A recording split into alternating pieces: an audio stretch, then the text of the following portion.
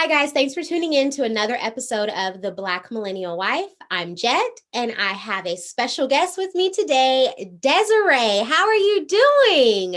I'm doing good. How are you? I am doing good. So, introduce yourself to the people, and just tell them a little bit about yourself. I am Desiree. I am currently living in Phoenix, Arizona. I'm originally from Texas. Recently married, recently with child. Oh, Yes. well, birthed a child. um, yeah, And just I an amazing woman all around. thank you. Thank Yes, a you. phenomenal woman. Okay, so let's basically jump right into that. Okay. So how long have you been married? Oh, it will be a year in May. A And year in May. And a brand spanking new baby. yes, Like just turned 2 months, right? today. Yeah. Today is her 2 month birthday. Oh my gosh. So Yeah. I can't even fathom what that must be like for you to be married for a year and have a 2 month old baby. What is that like? Uh, it's it's joy, it's struggle, it's just getting through it. It's a lot. It's a lot of emotions, with it. We were starting our lives together as a couple to then find out that we're pregnant, to then have the child. So it's a lot, you know. I But believe, I wouldn't change it. I wouldn't have it any other way. yeah. Okay, so let's start with the marriage piece. So, how did you meet your husband? We met on a dating site. Okay. So do you advocate for online dating, or is that something that you just feel like you kind of got lucky? I definitely kind of got lucky. It wasn't my first go at dating sites. So, how it happened was I recently moved to Arizona. So I've been here almost 3 years now. So, everyone kept telling me, hey, get on apps so you can meet new people, this, that, and the third. So I got on the app. Um, and just so happened we actually met the second day that I was on that app, which was the first day of me starting my new position with my company. And we just been going ever since. Look at that. Look at God working through online dating. Because, baby, all I hear is horror stories. So I am so happy for you that it has worked out beautifully. Do you feel like without having met your husband on that online dating site, that you would still be single right now if it weren't for God working in that way that fast? Oh, 100%. Yeah. 100%. Do you feel like there's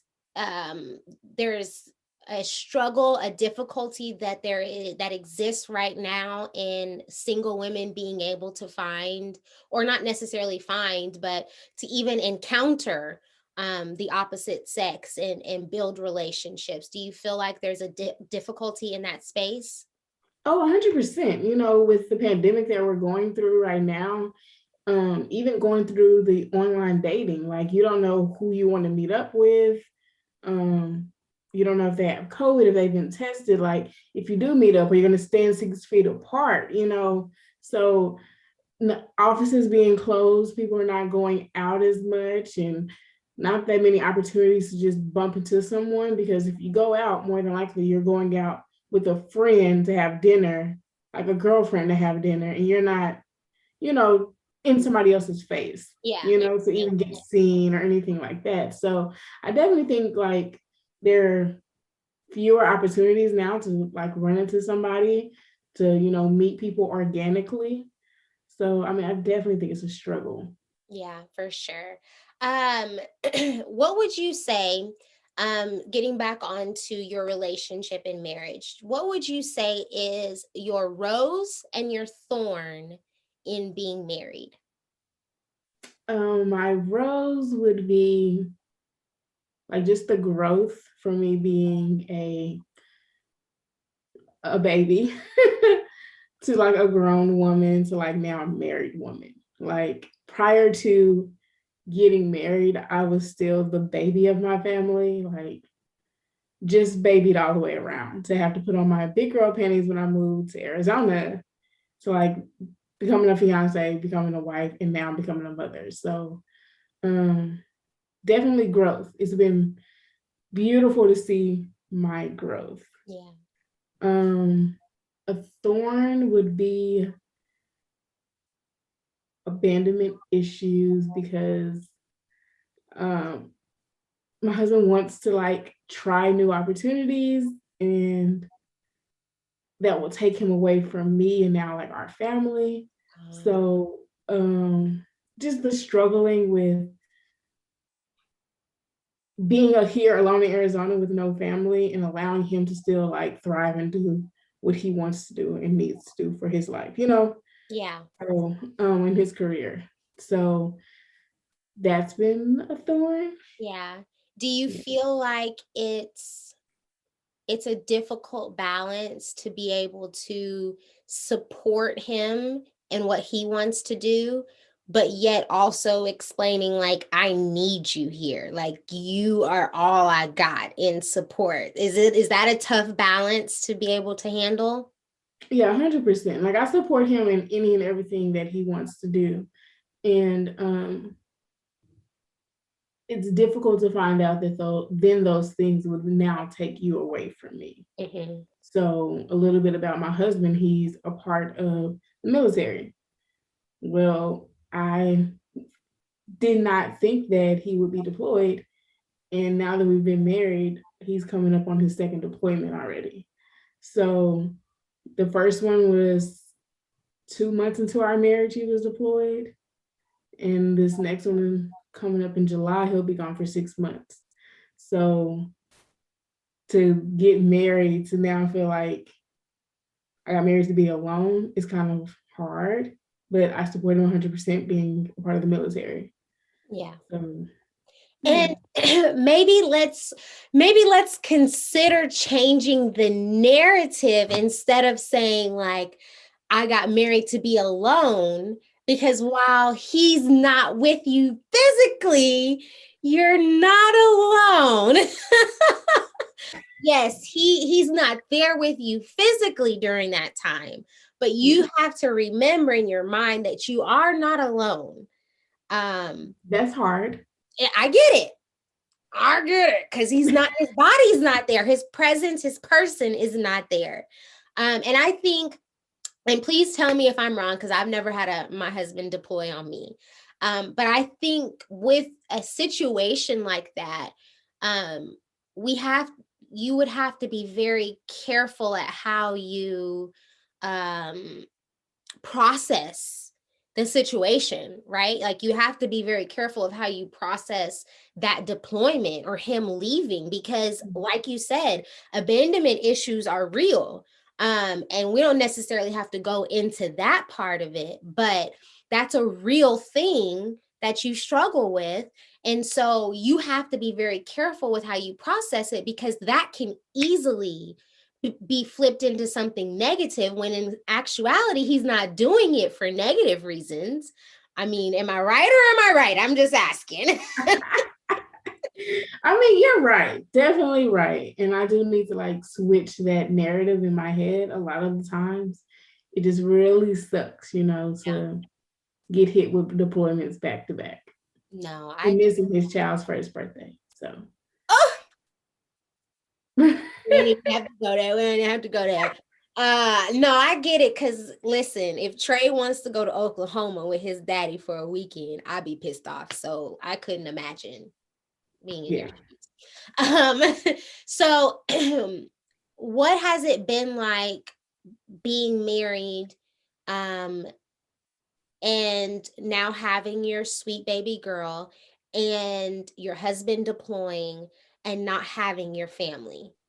Because if you would like to, like you're very close to your family.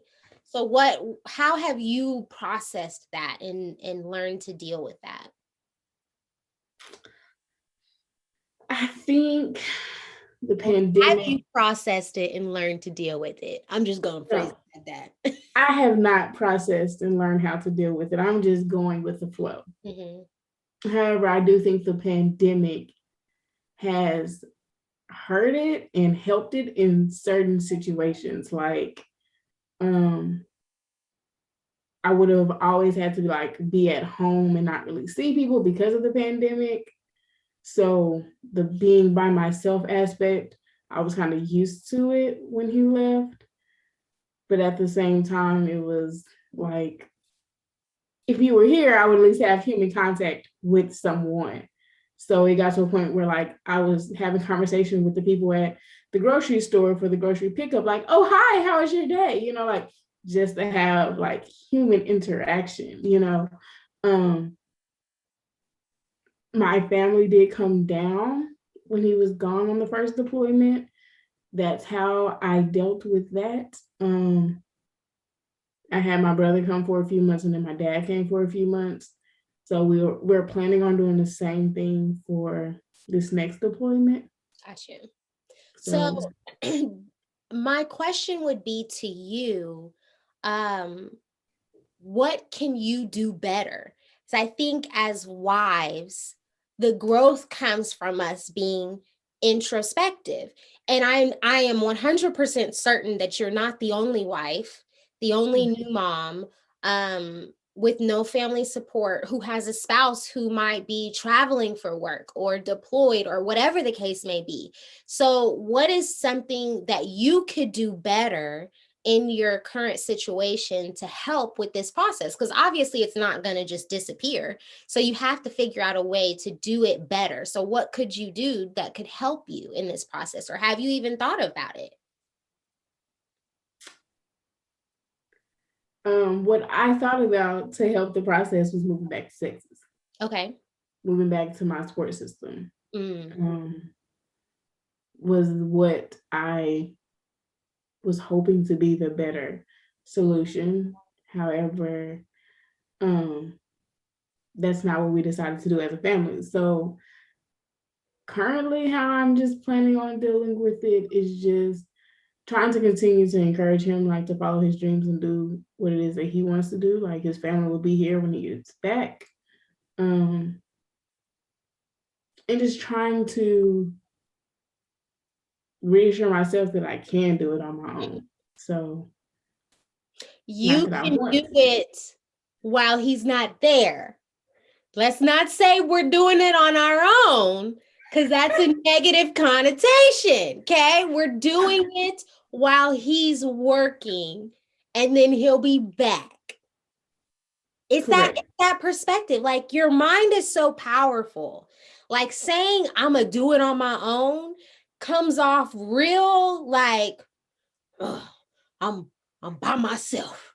I'm gonna take it. I got it under control. But that's not like your husband has gone to go to work. It just so happens his work takes him further away from you. You know what I'm saying?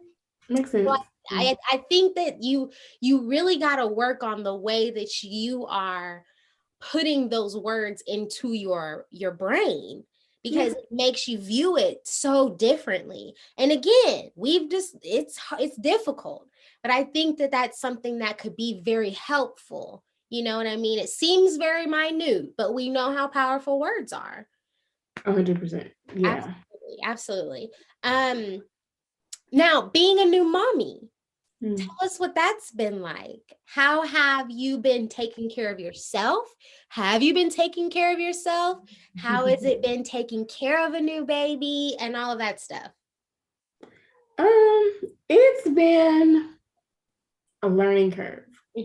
So I have several nieces and nephews, and I just thought that it was going to be like taking care of them. Like, you the greatest auntie. Greatest auntie. I was a clueless mama. Clueless. Did not know what I was getting myself into, like when it came to the feeding of her, like how constant it had to be. And like I'm not there with my nieces and nephews through the night, when they was newborn. So I clueless. But once I got a hang of it, like it's been good. She's got on her own schedule, so now I know when the feedings will be. You know, I can kind of sneak in naps here and there, sneak in some housework. But I mean, she changes the routine on me every few weeks, so Something new. it's Keep you on your yeah. toes. Yeah, keeping me on my toes, but it's been beautiful. Like just to see her grow and to to know that I'm helping her grow, you know, by doing the things that I am doing for her. What's been the hardest part for you? Um, the hardest part has been doing the changing of her. So anything where I have to like really use my hands a lot, I'm uncomfortable Okay. with. Gotcha. So bath times I don't do. Mm-hmm. But she can get a little agitated with me that I take too long to change a diaper. Mm-hmm. But you know, like just the little small things that are too difficult for me because of the fine motor skills. But I mean, she ain't got no choice. She got to depend on me. So Right. if I take 5 hours to change her diaper and change her clothes, she's just Right. gonna be sitting You there might as well waiting. just sit here because you can't do nothing. Exactly. No, I definitely can understand that. And I can understand how that could play a part in the frustration and the challenge of dealing with your husband not being there too, because you have difficulty with fine motor skills. And just for those who are watching, and that's just due to previous surgery that you had. So I can understand how that little things like that can build on that frustration and difficulty as well, for sure. Um, would you say that when you got married that you felt prepared for marriage? And if not, what do you feel could have helped prepare you for marriage? 100% was not prepared. Mm-hmm. Thought I was prepared. Here's the thing. I knew marriage was what I wanted. Did I properly prepare myself, or did we properly prepare ourselves for marriage? No. Um, what we could have done was definitely done marriage counseling first. Okay. Yeah. I definitely agree with that. That's something that I know we at the Black Millennial Wives has definitely talked about, is the importance of premarital counseling. I even recommend premarital counseling to people who are dating. Like if you Mhm. are dating and you're seriously dating, you not but you know marriage is where you want to go with this person, it hasn't happened yet, because you have so many different conversations in marriage counseling that you wouldn't think to have dating, but it pertains to like whether or not, because I have known situations where like the marriage counselor has told couples like y'all shouldn't be together. And Mhm. so why not find out those questions and answers to discuss before wasting your time getting a whole engagement ring and having a big old celebration to find out y'all shouldn't be together, because y'all gonna end up getting married anyway. I don't know now couple who's taken advice from a counselor and said they've said you shouldn't be together and they didn't get together. They end up getting together and end up getting divorced. So I feel like it's just more beneficial if you're dating a person, you feel like marriage is where you would want to go with this person, y'all are on the same page with that. I say knock out marriage counseling before you even get engaged to figure out if it's where you're trying to go. Makes sense. Makes Yeah. sense. Um, Yeah. so, okay, so now we're past the phase of knowing that marriage counseling would have been beneficial. You're already married. So, what are you doing now to help grow yourself? Because all we can control is ourselves in your marriage. I've been taking recommendations from married women, and like some of like the books that they read to help themselves and their marriage and things like that. So um and I speak with a few confidants that I have, just to make sure that I'm staying on the right path, fighting fair, like arguing fair, like That's a big marriage counseling would have helped that. Just, just making sure that I keep myself in check when I know I'm out of line. That's good. That's good because we got to keep ourselves in check. That's the only person we can check because the other person is grown. Yeah. We'll do it. Tell me about it. Do you give yourself grace? No. Why not? Just my toughest critic. Yeah. Yeah. Do you feel like you could? Do you feel like you'll ever work to the point where you give yourself grace, or do you feel like you'll always be tough on yourself? I think I'll always be tough on myself.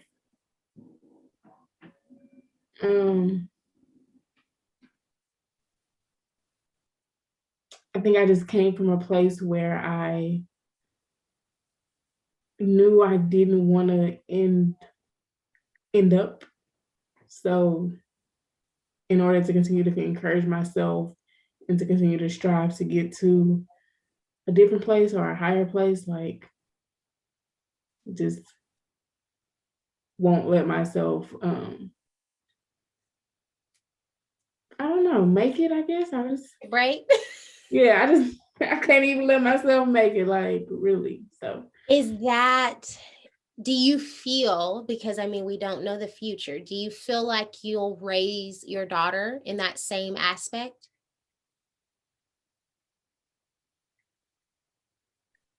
I don't know. I am going to try my very best to allow her to make mistakes. Let her grow from her own mistakes and like let her know it's okay to make those mistakes. So I just feel like myself growing up that I was that only person for myself. And so because I felt like I had to be the person to encourage myself to do these things. I don't think she'll be in the same situation. I think she'll have me to encourage her and to be there to support her. Not saying that my dad wasn't there, but he had 6 kids to support. Right. So he was there financially, not really emotionally, or, in other aspects. He was at all of my basketball games, all of my track meets, and, he was always there for me to support me, but not to really nurture and grow me in the way that I'm so hard on myself. Right. I think that's beautiful for you to recognize that you were lacking a piece of something, which has, of course, inevitably reflected in the way that you are on yourself to this day. But, of course, all in God's will, that she will never be lacking those same things. And I think that's something very important to be aware of, is what we were lacking. I think that's where the growth comes in breaking generational curses, is to know where we were lacking and what we were lacking in, so that we don't lack in those same areas with our offspring and so on and so forth. But I just want you to be I just want you to be aware of what you just said and how you want to raise your daughter, and knowing that it's okay to make mistakes, and learning from experience that it's okay for mommy to make some mistakes too, and learn from those experiences. I'm just going to drop that right there. I mean, it's happening. So like, It is. regardless of if I'm giving myself grace, I'm still going. Make it though. That's what I'm talking about. Is you might realize it's happening, but you're not letting yourself make it. You're beating yourself up because of it. You're right. I gotta let stuff go a lot faster. You do, because if you don't learn to let stuff go now, she might make you mad one day, and you're not gonna learn. You're not gonna know how to let it go because you weren't practicing on how to let it go. You're right. Come on, athlete. You can't get in the game and just expect to be able to play. You got to practice. You got to get ready for the game. You're right. I need to practice what I'm going to preach. You're right. Come on. You're right. Come on, Jesus, you gotta work through this. Work through this. Awesome. Well, thank you so much, Desiree, for joining us. I hope that out of this conversation, um, that a new wife, a new mom, someone whose spouse may not be with them on a day-to-day basis because of their job, I pray that they got something out of this. I pray that you got something out of this interview, and are able to just reflect and continue to grow. We are always praying for you here at the Black Millennial Wife, especially on the second deployment of your husband and on the future of your sweet baby girl. So thank you guys for joining us on another episode of the Black Millennial Wife. Please like, share, comment, and subscribe. Let us know if you are a mother, a new wife, a wife that deals with a spouse in the military, and just how you handle that. Give us some tips and tricks that we can share with the rest of our amazing community. We love you guys. Thanks again, Desiree, for joining us. Thanks for having me. You're welcome. All right. Bye, guys.